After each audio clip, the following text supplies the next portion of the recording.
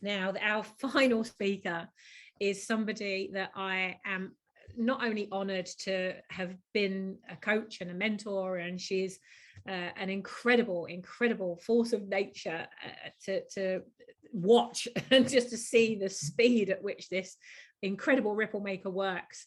It's like I'll say, okay, so let's go do this, and literally within 24 hours it's done. Next, what do I do now?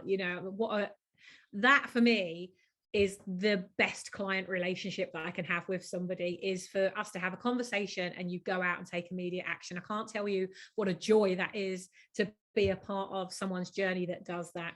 But I'm also delighted to say that she's a very dear friend as well, and just so close to my heart, so dear to my heart.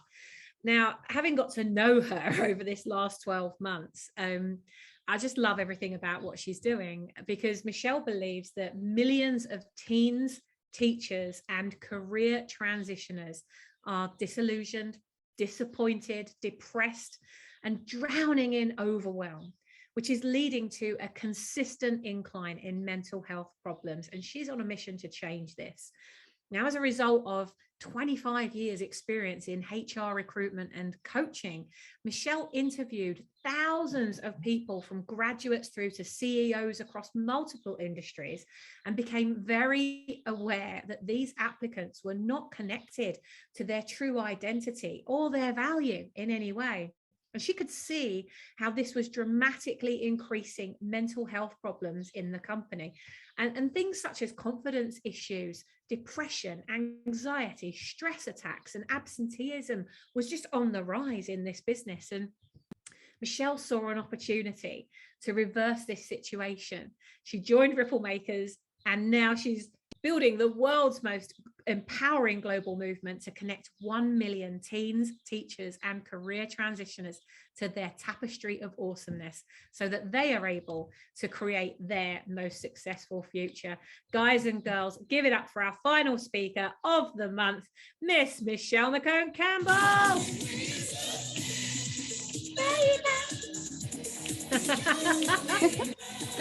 Guys and girls, get your jiggle on. Give us a round of applause in the chat there. My gosh, so many light bulbs today already. Michelle, welcome to RippleFEST, my darling. Oh, thank you. I'm so excited to be here. You've spoken on one of our previous RippleFests. I have a while ago. And do you know what? I was looking back. I'm so different from who I was then to who I am now. So like crazy. So like, how do you measure that then? So when you look at yourself back then, who do you see versus who you see now in the world? I'm seeing more of who I always saw when I was sat, in my head. Why isn't this happening? Why isn't someone else doing it? Why aren't they telling me what I know they've got? Why haven't you said this in an interview? Why don't you see how amazing you are, how awesome you are? Yeah. And then I realized after 30 years, oh my goodness, maybe it's me that's meant to do that. Maybe it's me. I was waiting for someone else. And I thank goodness that the universe allowed me that time and nobody else stepped in, because still now I find myself having this conversation and working with my clients and connecting in with schools and still wondering, actually, why am I the only one that has recognized that we just need to activate our awesomeness? And it's just been brilliant watching your journey. We have a session, it's like, right, go away, do this, and you go away and do that. Okay, what's next? And I've just watched you grow and grow. I've also witnessed some moments where you're just like having the oh fuck moments, which we all have. And imposter syndrome, I know, is something that can sneak up on you, as it sneaks up on many of our other ripple makers. And maybe you watching this now are thinking that you're in compare and despair mode or in imposter syndrome mode. And if that's something that's either affected you in the past, or you can feel it sneaking up for you a bit now, give us a imposter syndrome or a hashtag confidence in the chat now, because I think that's something that we really need to address in this final session. So Michelle, like, how did that show up for you? Because you've been witnessing all these other people that have it, and now you're building this global movement. Like, when are the times that it sneaks up for you the most? Oh my goodness. So imposter syndrome was the thing that stopped me from doing anything in my life.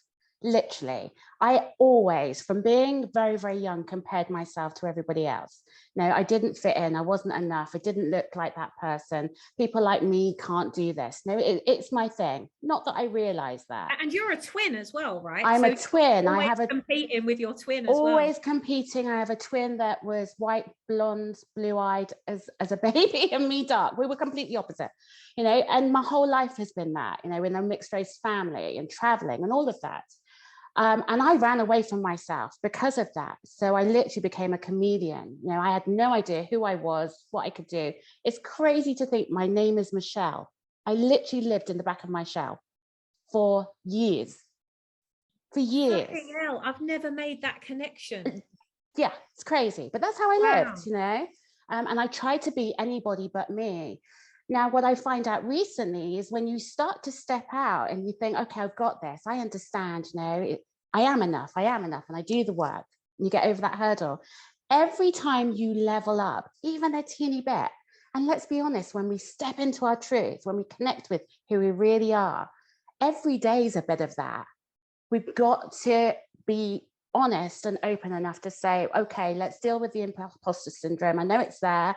Let's deal with it. Let's ride that wave, and then let's pick ourselves up and move on. And I think that's what's happened. Is I started RippleFEST, and I was like, oh my goodness, I found people that get me. I can have an open conversation. They don't look at me as if I'm completely crazy because of the numbers I'm talking about, because of the difference I really, truly, in my heart, believe I can make. And then I would speak to you. We'd have our session. I would do the work. I would literally leap into, you know, out from comfort into uncomfortable. And then the next few days I would go, crash. Who do you think you are? Now I realize now that's part of the journey, and I have to go through that wave and just give myself a bit of a dusting off and then start again. It's part of me. Every time it gets a little bit, you know, easier, but it doesn't just go away, because we're constantly growing. We're constantly realizing how incredible we are. And we have to do that for ourselves. So it's part of me. And actually, it gives me an opportunity to just stop and reflect and see how far I've come. I use it. I'm going to use it, you know. I'm still learning. I'm going to use it, you know, to really show, actually, this is a time where I'm stepping up and out, and that's okay. And I think that's a really important part of your story as well, isn't it? For the teens, the teachers, the career transitioners that you're working with. I think it's incredibly important for them to know that you've been through this. You've been where they are. You're not just some ex-HR consultant that's decided to, you know, fluff about a bit in a career. Like, you're on a real mission to change over 1 million lives around the world through the work that you're doing. I know that when we've done visualization work, you've visualized other people coming in and delivering your message and running big conferences and courses and classrooms and really making your impact through ambassadors going out there and doing this work for you as well. Is there a part of you that just thinks, like, why me? Why did I get this? Right now, no, I know exactly why me, because of my journey. Because that was me. I was a 14, 15-year-old that did not want to be here. I thought I was invisible. Nobody would care if I would disappear. No, nobody would know, nobody would notice. That's the world I lived in. I had no real reasons for that. There was no, I mean, I could pull out a few things, but generally, you know, I did well at school. I had friends, you know, life was pretty okay, but still I had this darkness that really came over me. And I feel that so many of us have those moments where we truly think we have, why bother carrying on? When actually, if I'd have understood what I already had and came from a place of abundance rather than lack, I thought I would be fantastic when I've got my qualifications, I'll be great. When I get some work experience, how am I going to get that? I've got nothing at the moment. When? You know, I'll be fantastic when I buy that dress, when I look like that person, when I've got my hair right. And it's weird you playing Yaz, because I actually had my hair like her and met her in Harrods, weirdly, because I tried to be a blonde. I tried to do that too. Wow. You know, and really all I needed to do, like I think just about everybody has said, is come back home to who I am today and really connecting with that person and really get excited about who we are today, because each and every one of us are truly awesome. Truly awesome. I mean, there's so many things that I want to say and so many things I want to touch on. Like, I want to dive so much deeper, and we haven't got time to do it. But the one thing I do definitely want to highlight, I want to come back to something that you said, because it triggered something for me out of one of our conversations that we've had during one of your sessions, was about, like, how do you recognize that? You know, let's touch on teens for a moment, because there's a lot of people that are part of this movement that have children, or that maybe are a teacher or that know a teacher. And so, you know, when I hear you say, you know, I was the perfect student, I had the perfect life, I had the perfect this, I had the perfect that, yet your internal thoughts were demonstrating you didn't want to be here. Like, how you felt was not how you were acting on the outside. So how the hell does a parent even notice? How do we help our kids? Like, what are the signs that we can see that they are not activating their awesome? What can we look for, and how can we tell if we need to get them going through one of your awesome programs? Well, I truly believe that each and every person needs to go through one of my programs. I truly believe that, because if we think about any transition in life, we need to be activated and connecting with our awesomeness before we even start, so we can start that journey confidently. If you think about anybody going through any life cycle experience, if you're connected in with who you are today and what you bring to the table today, then you can go, you know, in a completely different frame of mind. So each and every person needs to go through it. But I don't think this is so much about spotting what somebody hasn't got, the signs. I mean, yes, you know, if somebody is, you know, depressed, kind of withdrawn, coming away from, you know, who they were, you know, they just lack energy, that they're signs. But I didn't show them. Now, I thought I was showing them, but the outside world could not see. So I wasn't showing them. I think this needs to be a conversation. This needs to be a part of our everyday, on actually asking the question, how will you know today is an awesome day?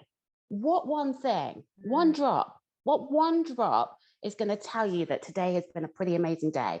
And then don't wait for me to tell you that you've had an incredible day. I have no idea what challenge you had to overcome. So teaching our young people how to validate and really celebrate who they are right here and now on the teeny tiny, you know, if you really had to, you know, you didn't press snooze and you got out of bed, you need to be able to stop for a moment and go, you know, I'm pretty awesome because actually I moved one step closer, you know, I improved, and recognize those small things. So I think it's an everyday conversation, but we have to put tools in place.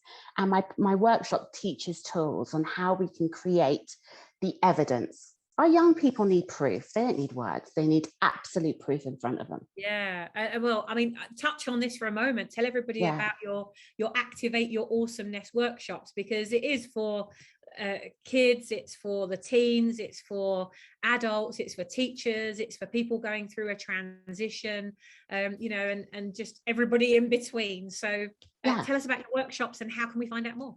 Okay, so the workshop is a 90-minute workshop that I'm going to be running on online monthly. So you can contact me via email to say what months, you know, you are available, and I can let you know what the dates are. Michelle at successfulfuturesacademy.com. So I'll put that in the link. But it's a workshop that gives you an opportunity to draw a line in the sand and really celebrate who you are today. Now, activate. You have to have the mindset to really say, today I'm turning up the dial of my awesomeness. Now, wake up your identity, engage your gifts. Firstly, you're going to be connecting with the awe of you. Then you're going to get some, if you carry on with me, some extra. But first of all, it starts with that awe of you. And that creates things like a resume, being able to really celebrate and communicate confidently in an interview, to really confidently create the most successful future. It's what it's about. Beautiful. So Michelle, if you can go and put that link in I the will. comments under the live right now. Oh my gosh, I love you all so much. I want to reach through the screen and give you all a big squidge. It's just so fun. I mean, this doesn't feel like work at all. We're making such a difference in each other's lives, and really learning so much from each other. Michelle also reached out to me, I think it was last year, and we're getting our act together on this because we've both been so busy building our individual movements. But one of the things that happened last year, Michelle's son Lawrence, he did a little one drop thing. I don't want to say it. Tell us a little bit about what Lawrence did and how you implemented the one drop movement philosophy for him and his classmates. It was incredible. So we decided last Thanksgiving to do something, and we thought, what can our kids get involved in? Let's start collecting food. Mac and cheese is their favorite. Let's do boxes of mac and cheese. Wanted to feed, it was for an organization wanting to feed 5,000 individuals. And when we put it to our 12 kids, how many boxes? We'll go for 500. They said, no, we're going to feed 5,000 people. And between those 12 kids, just thinking about doing one drop, tell one person, see who can help. They fed just under 5,000 people in portions of mac and cheese. How old are these children? From the ages of 5 to 12. My little man's just turned 8. Can you just repeat that? Right. So from the ages of 5 to 12. And they fed 5,000 just under 5,000 people in portions. Just under 5,000 people got a portion of mac and cheese on their Thanksgiving dinner plate.